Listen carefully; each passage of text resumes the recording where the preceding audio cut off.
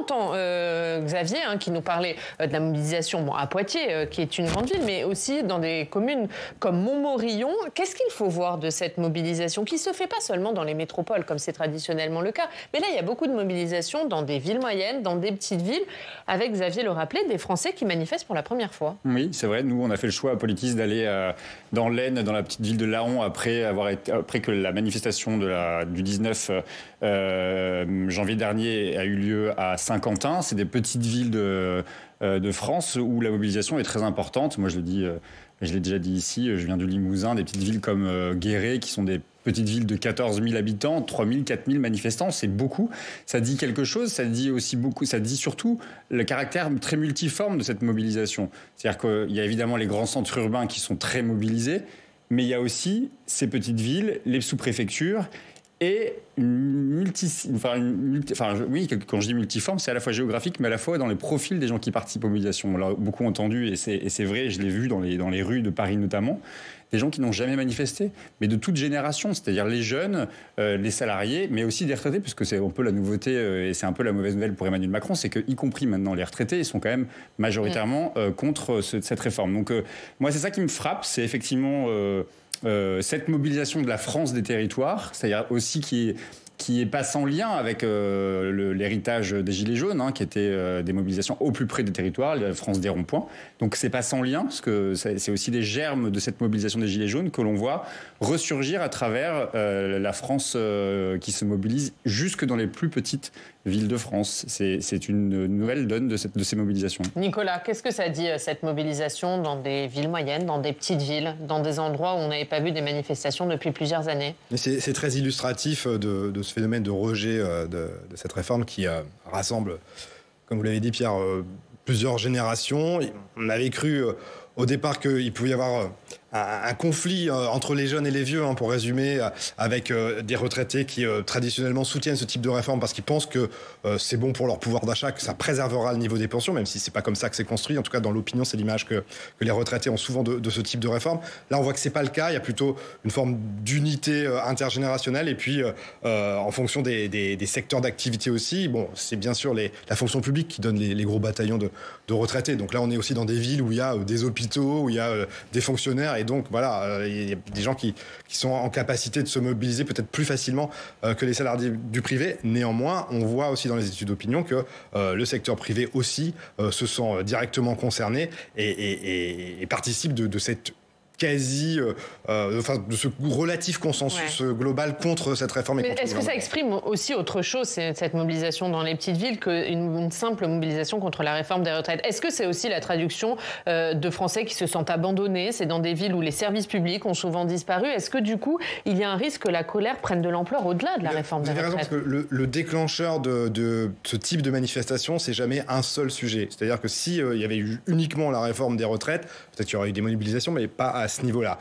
Donc, on le sait, le panorama général, il est mauvais. Vous avez une inflation qui est très forte, notamment sur les prix alimentaires, énormément d'inquiétudes. Et puis, on sort d'une période où l'incertitude était aussi à son maximum sur ce que pouvaient être les perspectives globales, mais au niveau mondial. Donc, on a un contexte global. Vous avez raison de souligner qu'il y a souvent dans les villes moyennes un ressenti qui est un peu sourd, qui est un peu... qui s'exprime pas forcément dans des manifestations, mais sur le fait que voilà, il y a des services publics qui peuvent avoir disparu, des commerces aussi qui ne sont plus dans les centres-villes. Donc ce sentiment d'être déclassé, bon ça il est connu depuis, il date pas de la réforme des retraites, il est connu depuis maintenant une quinzaine d'années. Il nourrit de l'abstention, il nourrit du vote extrême, et là il a vraisemblablement nourri aussi des manifestations. Alors sur la journée d'hier, le nombre de Français qui sont descendus dans la rue a été plus important que le 19 janvier dernier, mais le nombre de grévistes a été moindre. Est-ce que c'est quand même un mauvais signal pour le monde syndical, Pierre? Alors c'est une vraie interrogation. On s'est beaucoup posé la question hier dans notre rédaction. Et c'est vrai que c'est pas ce qu'il faut retenir de la journée d'hier. Quand même, la mobilisation a été c'est une des plus grandes mobilisations de ces 30 dernières années. Quand même, c'est pas les chiffres des manifestants, c'est les chiffres de la préfecture, enfin des ministères de l'Intérieur qui le dit. Près d'1 200 000 manifestants, c'est des chiffres jamais vus depuis près de 30 ans. Donc c'est ça qu'il faut retenir. Après, effectivement, sur l'état de la mobilisation de la grève, bon, il faut quand même se dire aussi qu'on vit un moment particulier, ça a été dit notamment par le journaliste que vous avez interrogé tout à l'heure, on vit un moment particulier où les Français vivent l'inflation, il n'y a pas d'augmentation de salaire, les gens sont de plus en plus dans la précarité, vivent difficilement de leur propre travail, donc faire une journée de grève, c'est extrêmement... c'est presque devenu un privilège, ça coûte excessivement cher. On est sur des tarifs de 100 à 150 euros par jour de gréver dans le budget par mois, si par jour de grève, je veux dire. Donc c'est quand même un choix très compliqué. Donc il n'est pas improbable, pas chez les fonctionnaires, encore que chez les fonctionnaires c'est possible, mais dans l'école c'est pas possible de prendre un jour de congé. Mais il est possible que certaines personnes se soient mis en congé et ne se soient pas déclarées en grève pour pouvoir participer à ces mobilisations. La deuxième chose, c'est que les syndicats ont tenu compte aussi de cette chose-là, que tout le monde ne peut pas se mettre en grève définitive ou en grève perlé à plusieurs jours d'intervalle, et donc fait la proposition, les syndicats, l'intersyndicale a fait la proposition d'une manifestation, d'une journée de rassemblement national le samedi 11 février, pardon, voilà. Donc voilà, c'est une mobilisation qui cherche, on sent bien, de toute façon, je pense que personne n'est naïf sur ce sujet-là. Les Français sont majoritairement hostiles à cette réforme. Les Français sont majoritairement favorables à ce qu'il y ait des mobilisations durables contre cette réforme. Donc les Français ont envie de s'associer d'une manière ou d'une autre à ces mobilisations, que ce soit par la grève, que ce soit par les mobilisations, et peut-être plus encore si des mobilisations plus surprises interviennent dans les jours à venir. Ouais, Nicolas, avant de vous faire réagir, on va voir, puisqu'on a vu la mobilisation dans la Vienne et dans les Deux-Sèvres, on va voir cette fois comment s'est passée la journée du côté de Saint-Étienne. Anthony Verpillon de TL7 était au cœur de la manifestation. On regarde son sujet. C'est pas parce qu'on est à l'arrêt qu'on peut pas faire du bruit, s'il vous plaît.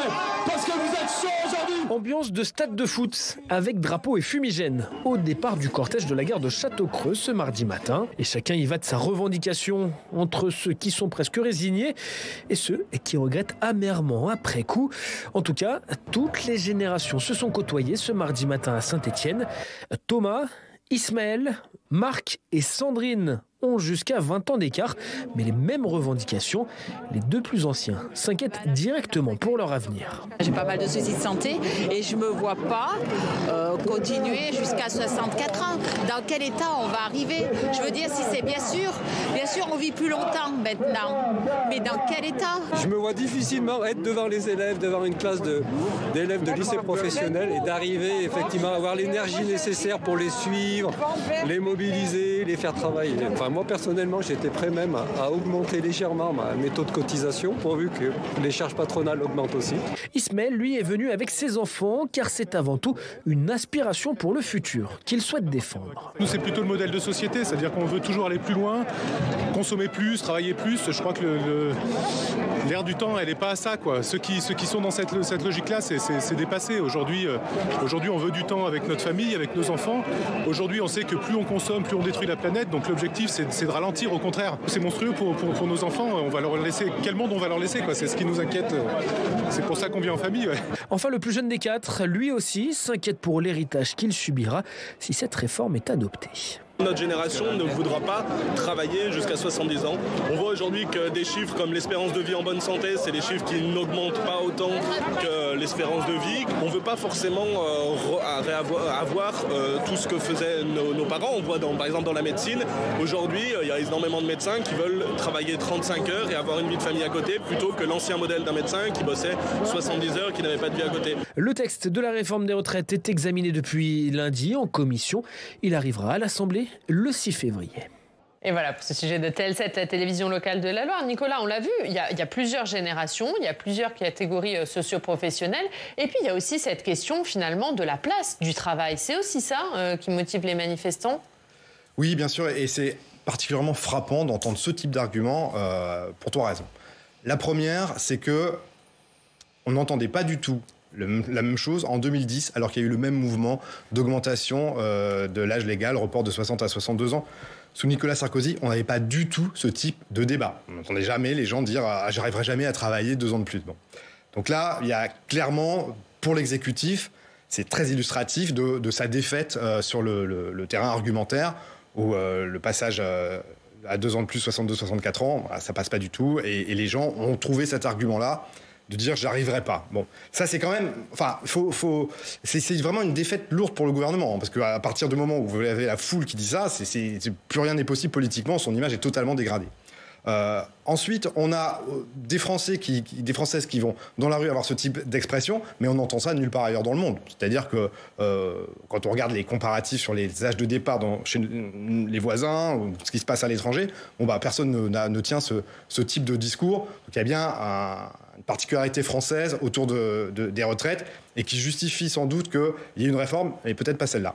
Et puis le troisième point, c'est qu'aussi on est dans un contexte, je parlais de 2010, mais qui a radicalement changé sur la perception du travail, puisque les enquêtes nous disent que l'arbitrage entre travail et loisir s'est inversé. Vous aviez des Français, il y a quelques années, qui expliquaient que la place du travail devait être au moins suffisante pour pouvoir avoir un niveau de vie confortable. Et maintenant, c'est plutôt l'arbitrage en faveur des loisirs qui l'emporte. Et on se dit, je préfère travailler moins, peut-être gagner moins, mais avoir plus de temps pour trouver un sens à ma vie, si je résume.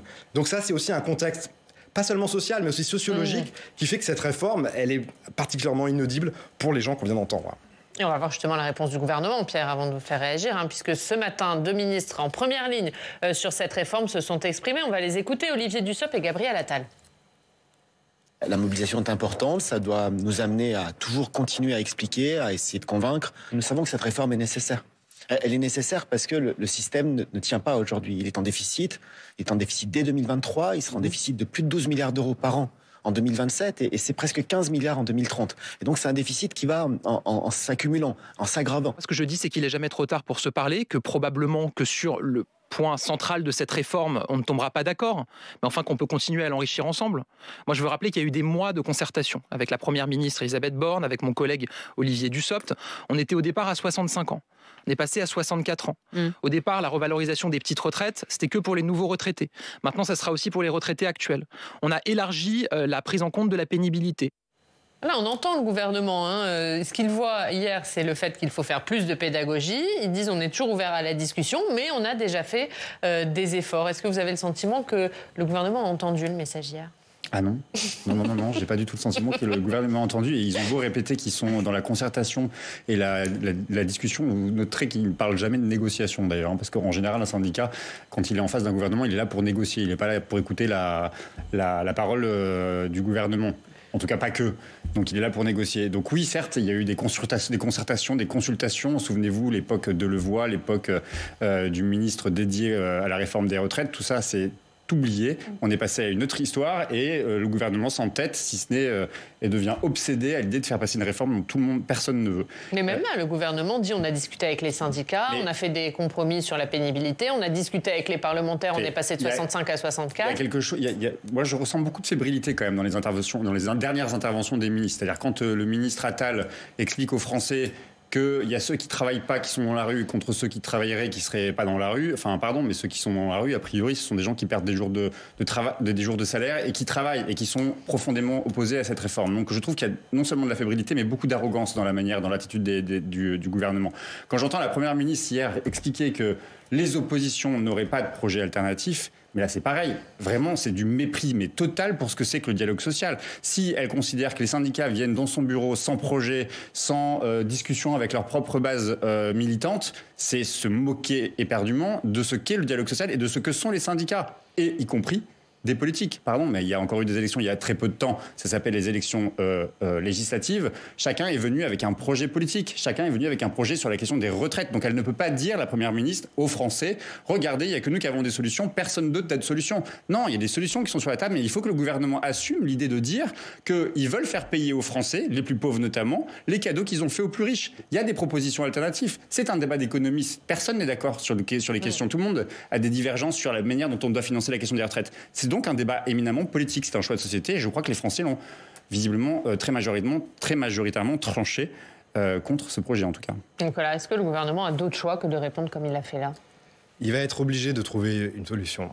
Parce que ce qui est en jeu, c'est pas uniquement la réforme des retraites, c'est pas uniquement le financement à moyen terme des régimes, c'est aussi l'image de réformateur que va laisser Emmanuel Macron. Et ça, c'est dans son esprit peut-être au moins aussi important que la technique. Et donc, il ne peut pas continuer dans le scénario dans lequel on est aujourd'hui, avec l'idée que cette réforme, de toute façon, elle va passer parce que techniquement et juridiquement, ils ont tous les moyens d'aller jusqu'au bout. On peut en discuter, mais bon. Il y a un débat parlementaire. Voilà, oui, bien sûr. Totalement garanti. Mais bien sûr, mais le scénario principal, c'est quand même celui-là. Et donc cette réforme, techniquement, elle peut entrer en vigueur. Après, qu'est-ce qui reste de l'image du président de la République qui aura certes réformé le pays, mais en le fracturant? Est-ce que c'est ça qu'il veut laisser dans l'opinion? On peut imaginer que non. Donc, on entend dans la majorité des propositions, des idées, c'est-à-dire il faut qu'on ouvre d'autres chantiers, d'autres débats en lien avec le travail, la question du travail, et puis la réforme des retraites, bien sûr, mais ouvrir d'autres perspectives et avoir un terrain de discussion et des avancées qui soient sur d'autres thèmes, mais qui permettent de faire passer cette réforme des retraites dans finalement un contexte qu'elle n'aurait jamais dû quitter, qui est celui du rapport au travail, du rapport au temps de vie, et puis quand on se lance dans ce type de réforme, on voit bien que ça ouvre des tas de tiroirs, l'emploi des seniors, la pénibilité, etc., qui sont manifestement, aux yeux de l'opinion, pas du tout traités, en tout cas pas bien. Donc, le gouvernement peut-être voir des nouvelles idées. On entend ce matin les propositions de réduction du temps de travail, la semaine de 4 jours, des expérimentations. Bon, peut-être que ça fait partie d'une stratégie qui vise à montrer aux Français qu'il n'y a pas que travailler plus longtemps qui compte pour eux. Mais en tout cas, politiquement, il ne peut pas rester au statu quo actuel avec une opinion totalement braquée, des manifestations de plus en plus nombreuses dans toutes les rues de France. C'est une situation politique qui risque peut-être aussi de le priver de majorité, puisqu'on voit de plus en plus de députés, y compris à droite, se dire finalement les Français sont tellement contre que je vais peut-être pas voter pour. Oui, le gouvernement a compris qu'il avait perdu la bataille de l'opinion, c'est une certitude. Il vient de comprendre qu'il avait perdu la bataille de la rue, les syndicats ont fait la démonstration de force, donc il va engager la bataille parlementaire. C'est son seul point c'est sa seule sortie. Mais ce que n'a pas encore compris le gouvernement, c'est qu'on est au tout début de la mobilisation sociale. Je relisais hier les travaux de Sophie Bayrou, qui est une historienne du mouvement social, et elle refaisait le parcours des mobilisations de 95. Ça démarre encore beaucoup plus petitement, en tout cas en termes de nombre de mobilisation au tout début de la mobilisation, et puis ça prend petit à petit. Il y a des secteurs entiers qui se mettent en grève, puis les étudiants rentrent dans la danse. Là encore, la jeunesse était très nombreuse hier dans la rue de Paris, en tout cas pour ce que j'en ai vu. Mais les étudiants, les lycéens, si tout ça se met en mobilisation, ça va un tout petit peu changer la donne pour le gouvernement. Alain Juppé, en 95, disait si les mobilisations dépassent les 2 millions, mon gouvernement n'y survivra pas. Il n'a pas survécu parce qu'il a renoncé à cette réforme. Là, on est à 2,9 millions selon le syndicat, 1,2 million selon la police. Je crois que le gouvernement ferait bien entendre ce qui se passe dans la rue et que il faudrait pas qu'Emmanuel Macron, parce que je sais que tout le monde n'a pas cette lecture-là, mais Emmanuel Macron n'a renoncé que 2 fois depuis qu'il est président de la République. Une fois, c'était Notre-Dame-des-Landes. Il a renoncé à son projet pour lequel il avait été élu. Il avait dit qu'il le ferait. Des violences ont fait qu'il a renoncé à ce projet. Et la deuxième fois, c'était les Gilets jaunes, au lendemain de ces mobilisations qui avaient tant heurté l'opinion publique, mais aussi plus largement le monde, parce qu'il y a eu beaucoup d'images qui avaient circulé à travers le monde. Ça n'avait pas beaucoup plu à Emmanuel Macron autour de l'Arc de Triomphe. Donc il ne faudrait pas que ce mouvement converge, ou en tout cas aille vers des violences possible, si ça s'enlise, pour que ça c'est un risque qu'il prend. Oui, il prend le risque là de mettre la France à feu et à sang si cette mobilisation s'enlise dans la durée. Et le calendrier parlementaire est quand même assez long là. Oui, justement, parce que vous parliez du calendrier parlementaire et de la bataille parlementaire, on va voir ce qui s'est passé hier à l'Assemblée, Marion, parce que vous allez nous raconter ça. Il y a eu des tensions autour de la motion référendaire. Racontez-nous. Oui, alors petite explication de texte pour commencer. La motion référendaire, c'est cette disposition qui permet d'organiser donc un référendum sur certains projets de loi, et l'opposition avait décidé de s'en saisir pour la réforme des retraites. Le 23 janvier dernier, le président du groupe communiste André Chassaigne dépose au nom de la NUPES une motion signée par 98 députés, et le lendemain, le 24 janvier, Marine Le Pen en dépose une également signée par 60 députés Rassemblement National. Et hier matin, pour savoir laquelle de ces 2 motions sera débattue dans l'hémicycle le 6 février prochain, la conférence des présidents a décidé de les tirer au sort.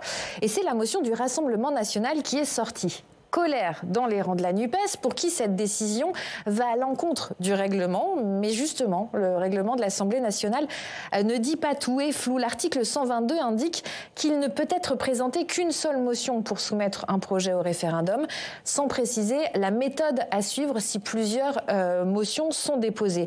Pour Mathilde Panot, la présidente du groupe LFI, en l'absence de règlement clair, c'est la première motion déposée qui aurait dû être prioritaire, comme pour les motions de censure. Et je vous propose de l'écouter à ce sujet.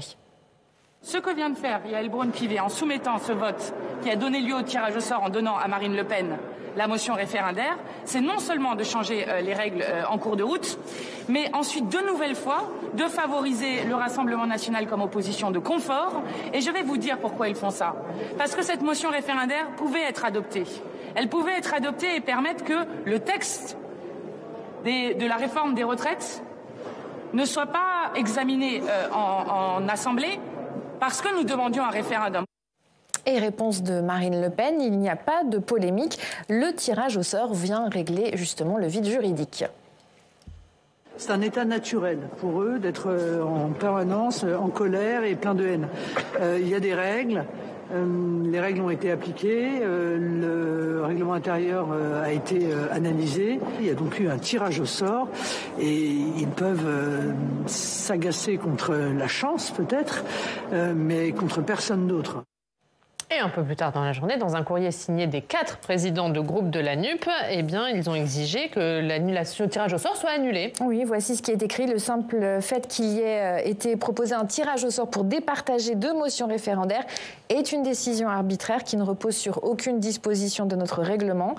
Si cette disposition est maintenue, plusieurs responsables de la NUPES, comme André Chassaigne ou Cyril Châtelain, ont indiqué qu'ils ne voteraient pas la motion du Rassemblement national. Ce projet de référendum donc sur la réforme des retraites a du plomb dans l'aile. Et on le voit, Nicolas, une histoire d'article d'un règlement de l'Assemblée nationale a pris des proportions politiques énormes. Est-ce que ça illustre de la tension parlementaire alors que le texte n'est même pas encore dans l'hémicycle ?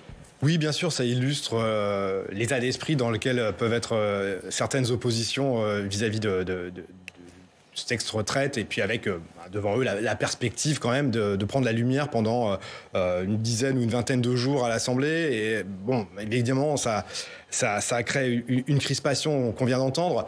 Il faut quand même remettre les choses un peu à leur place. Cette motion référendaire, elle n'a aucune chance d'être adoptée. Donc que vous soyez le Rassemblement national ou LFI, vous allez perdre de toute façon dans l'hémicycle à ce moment-là. Donc on est dans un jeu qui est un jeu d'obstruction et de savoir qui fera la meilleure obstruction. Finalement, c'est ça que ça raconte. Les motions référendaires, il n'y en a jamais eu une seule sous la Ve République qui est allée jusqu'au bout, parce qu'on rappelle quand même que pour aller jusqu'au bout, ça veut dire qu'elle soit votée aussi au Sénat, puis acceptée par le président de la République. Donc c'est ça que dit la Constitution. Donc on voit bien que là, c'était totalement voué l'échec, et ça illustre une fois de plus le fait que c'est juste une démarche tactique pour faire de l'obstruction. Je trouve que c'est assez déplorable pour la démocratie, parce que ça donne une image du Parlement qui est totalement délétère. Et puis, rappelons que si vraiment ces oppositions souhaitent qu'il y ait un référendum qui demande aux Français de se prononcer pour ou contre un projet de loi, ou une proposition de loi plutôt, sur les retraites, à ce moment-là, il existe aussi la voie du référendum d'initiative partagée. On n'a pas entendu ni le RN ni la NUPES dire qu'ils allaient s'engager dans cette voie qui demande qu'il y ait un 10% des électeurs qui le valident. Pierre, pas tout à fait d'accord. Non, pas tout à fait d'accord, parce que d'abord, on ne sait pas ce qu'aurait pu donner cette motion référendaire si elle avait été déposée par la gauche. Parce que la droite est déjà bien embêtée de savoir ce qu'elle va faire, si elle faut voter ou pas voter cette réforme. Donc, à la limite, confier l'idée d'une acceptation de cette réforme aux Français, pour certains d'entre eux, y compris d'ailleurs parmi les gens de la majorité, auraient pu se dire que c'est peut-être la moins mauvaise des solutions que de passer par voie référendaire. Là, vous avez raison, c'est que de toute façon, c'est Emmanuel Macron qui, in fine, choisit quand même, il y a une majorité à l'Assemblée et au Sénat. Moi, ce qui me frappe et ce que je trouve vraiment scandaleux dans cette histoire, vraiment hier, je suis tombé de ma chaise quand j'ai appris la nouvelle, parce que je trouve qu'on a là un président qui n'a jamais autant fait, qui n'a jamais autant servi de tremplin à l'extrême droite. C'est-à-dire que qu'est-ce qu'il fait en n'acceptant pas la motion référendaire de la gauche? D'abord, c'est la plus légitime. C'est un tirage au sort. Hein. Non, mais d'abord, c'est la plus légitime. C'est la NUPES qui a déposé la motion référendaire la première. Et si en plus on prend en compte la motion des référendaires déposée par le Rassemblement national, elle est signée par beaucoup moins de parlementaires. Donc la logique aurait voulu qu'on accepte la motion référendaire de la NUPES, qui a d'ailleurs été acceptée, et qu'on décide que plus personne ne pouvait déposer, puisque la première avait déjà été déposée par un nombre suffisant de députés. Le fait qu'on décide comme ça, sur un coup de hasard, qu'on va faire un tirage au sort sans pondération. Sans pondération. Non mais pardon, mais sans pondération. C'est pas comme ça que ça s'est passé. Oui ou non, avec pondération ou pas sans pondération? Vous dites au hasard, mais c'est pas décidé au au hasard, c'est une conférence des présidents. Donc il y a tous les présidents de groupe qui sont réunis. Les présidents de groupe étaient tous d'accord sur le principe du vote. Vraisemblablement pas. Non. Vous dites au hasard, c'est pas passé au hasard. La majorité présidentielle qui a donc décidé de faire ça au tirage au sort sans pondération. Pardon, sans pondération, c'est quand même le principe, c'est qu'il faut une pondération parce qu'il y a quand même plus de députés NUPES que de députés du Rassemblement national. Donc le gouvernement a fait le choix de faire sans pondération, donnant un avantage non parce que c'est quand même le tirage au sort, mais un avantage quand même si au Rassemblement national, alors qu'il aurait dû être du côté de la NUPES. Ce que je veux dire, c'est que ça fait quand même beaucoup du côté de la majorité présidentielle où on se sert, où on crée des alliances de circonstances avec le Rassemblement national pour pouvoir s'en sortir par le haut. Parce que personne ne votera la motion du Rassemblement national, c'est une évidence à gauche. Donc ça veut dire que on remet le Rassemblement national au cœur du dispositif, c'est eux qui vont avoir la priorité à l'Assemblée nationale de ce débat et de l'exposition de cette motion référendaire, alors même que le Rassemblement national n'existe pas dans les commissions des affaires sociales, n'est pas présent dans la rue d'abord parce que personne n'en veut, et aujourd'hui Emmanuel Macron remet le Rassemblement national au cœur de l'actualité politique. Je trouve ça vraiment scandaleux. Et la conclusion, 20 secondes, Nicolas. Non, c'était juste sur le déroulement. Sur les modalités. Non, mais pardon, j'insiste juste sur le déroulement des faits. Le déroulement des faits, vous dites Emmanuel Macron, mais c'est la conférence des présidents. Il n'était pas présent dans cette réunion. Et ensuite, il y a un tirage au sort. Alors, effectivement, si la pièce était tombée de l'autre côté, il n'y aurait pas d'histoire, vraisemblablement. Ou peut-être qu'on aura entendu Marine Le Pen. Dites qu'il n'y a pas eu de pondération. La pondération, c'est quand même un élément important de ce tirage au sort. Ça promet des débats agités à l'Assemblée à partir de la semaine prochaine. On vous réinvitera, évidemment. On va suivre tout ça, puisque le texte arrive lundi dans l'hémicycle. On va...